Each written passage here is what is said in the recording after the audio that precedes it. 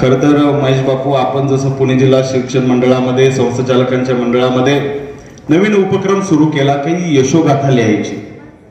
ज्या काही मान्यवरांचा इतिहास आपल्याला माहीत नाही, त्या दिवंगत असतील किंवा आता समाजामध्ये चांगल्या प्रतिष्ठित असलेली लोक ज्यांनी स्वकर्तृत्वानं काही काम केलेलं आहे, त्यांची यशोगाथा नवीन पिढीला वाचायला मिळाली पाहिजे. आणि आम्ही सगळ्यांनी प्रत्येक संस्थेच्या पाठीमागं काही पैशाचं कॉन्ट्रीब्युशन घेऊन ती पुस्तकं छापायला दिली. मला अभिमान वाटेल की ह्या तिघींचा इतिहास त्याच्यामध्ये लिहिला जावा, की ही समाजाला एक चांगल्या पद्धतीचं अभिमानानं कसं स्वतःच्या कर्तृत्वानं उभं राहता येईल, हे काम ह्या तीन भगिनींनी करून दाखवलेलं आहे.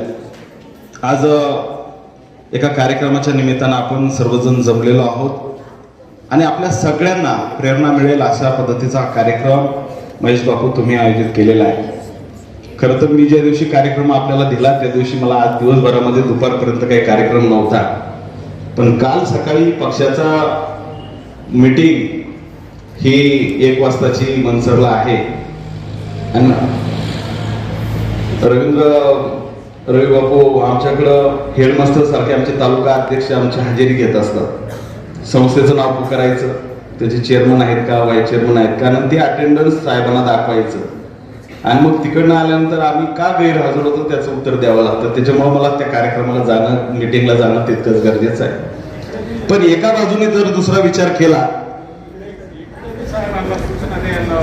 इकडं पण तशाच पद्धतीची दुरुस्ती आपण या निमित्तानं करू की पक्षाचे कार्यकर्ते मीटिंगला आले पाहिजे. पण त्याच बरोबरीनं हा शिक्षण क्षेत्रातील असलेला आणि अत्यंत मानाचा असलेला, आपल्या सगळ्यांच्या दृष्टीनं अभिमानाचा असलेला आपल्या शाळेतीलच विद्यार्थिनी की ज्यांनी खूप चांगल्या पद्धतीनं स्वकष्टानं शिक्षण घेतलं, आई वडिलांच्या अभिमानाला किंवा त्यांच्या स्वाभिमानाला जागेल अशा पद्धतीचं काम केलं. खडतर परिसरातून आपल्याला कशी मेहनत घ्यायची, कशा पद्धतीनं आपल्याला शिक्षण क्षेत्रामध्ये चांगलं काम करायचंय. आईवडील म्हणाले की आम्ही डोनेशन भरणार नाही, तुला तुझ्या कर्तृत्वानं त्या ठिकाणी ऍडमिशन घ्यायचंय. तर अशा पद्धतीनं सगळं जे काही शिक्षण आहे ते आई वडिलांच्या प्रेरणेतून, शिक्षकांच्या प्रेरणेतून तुम्ही घेतलं आणि अशा कर्तृत्वान महिलांचा सन्मान या ठिकाणी केला. उद्या तुम्हाला सुद्धा ह्या व्यासपीठावर यायचंय, तुम्हाला तुमचं कर्तृत्व दाखवायचंय आणि म्हणूनच ही सगळी नवीन प्रेरणा आहे की यांच्या कर्तृत्वातून आपण काहीतरी प्रेरणा घ्या. मग अशी प्रेरणाताईंनी सांगितलं तसं तुम्ही विद्यार्थी दशेमध्ये आहात, त्याच वेळेस तुम्ही ठरवलं पाहिजे की मला नक्की काय व्हायचंय. राहुल दादा, तुम्ही सांगितलं का तुम्हाला इंजिनियर, तुम्ही स्कॉलर होते, बाकीच्या सगळ्या गोष्टी होत्या.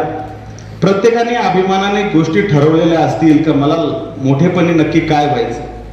लहान मुलाला जरी कधी विचारलं त्याला काय व्हायचं, त्याला पोलीस व्हायचं असतं, कोणाला डान्स टीचर व्हायचं असतं, कोणाला काही त्यांची स्वप्न असतात. तशा पद्धतीनं मला लहानपणी जरी कोणी विचारलं होतं ना तुला मोठेपणी काय व्हायचं, तेव्हा पण मला राजकारणातच जायचं होतं आणि माझं ठरलेलं होतं का मला राजकारणातच ह्या गोष्टीत काम करायचं. आणि म्हणून ही आत्ताची अतिशयोक्ती नाही, पण लहानपणापासून माझ्या आजोबांचा आणि घरामध्ये तेच वातावरण असल्यामुळं त्यांच्याबद्दल समाजामध्ये असलेली प्रतिष्ठा, त्यांच्याबद्दल समाजात असलेला मान सन्मान, कधीतरी छोट्या मोठ्या कार्यक्रमात त्यांच्याबरोबर ज्यावेळेस आम्ही जायचो तर त्यावेळेस आमच्या दादांना म्हणजे आमच्या आजोबांना जो काही मान सन्मान मिळायचा, साहेबांना त्यानंतर मान सन्मान मिळाला. आणि म्हणून अशा पद्धतीचं काही काम करता आपल्याला येईल या भावनेतून लहानपणापासून मी कधीही स्वप्न पाहिलं नाही की मला इंजिनियर व्हायचंय, डॉक्टर व्हायचंय, काही व्हायचंय. परंतु जे काही व्हायचंय ते यांच्यासारखं व्हायचंय. साहेबांचं शिक्षण BA झालं, साहेब नंतर LLB केलं, 1 वर्ष सायन्सला गेलो. पण तो अभ्यासक्रम मगाशी जसं आपल्या ह्या वर्गाला 12वीच्या वर्गाला पॉलिटिकल सायन्सचा 7 नंबरचा धडा शिकवला होता, भारतातील राजकीय पक्ष आणि संघटना.